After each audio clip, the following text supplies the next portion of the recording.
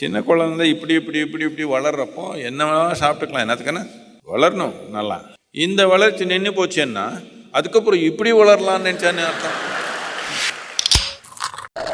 நம்ம கலாச்சாரத்தில் சொல்லியிருக்கிறாங்க எப்படி சாப்பிடணும். சாப்பிட்டா அரை வயிறுக்கு கொஞ்சம் மேலே சாப்பிட்டுக்கணுமா. அரைன்னு சொல்லிங்க இல்லை சத்குரு, 5 அடி இருக்கிற அதனால 2.25 அடி சாப்பிட்டேன். சாப்பிடக்கூடாது, சாப்பாடு நல்லா உணரக்கூடாதுன்னு இல்லை. இப்படி 5 அடி இப்படி 5 அடியா. மனிதனாக வந்தோன்னு என்ன அர்த்தம், நாம் கொஞ்சம் விழிப்புணர்வாக நடத்துக்கிறோம் நம்ம வாழ்க்கை, அவ்வளோதானே.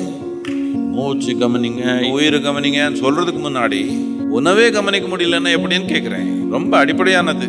டெய்லி உணவு உள்ளே போகணும், வெளியே வர்றது வெளியே போகணும்.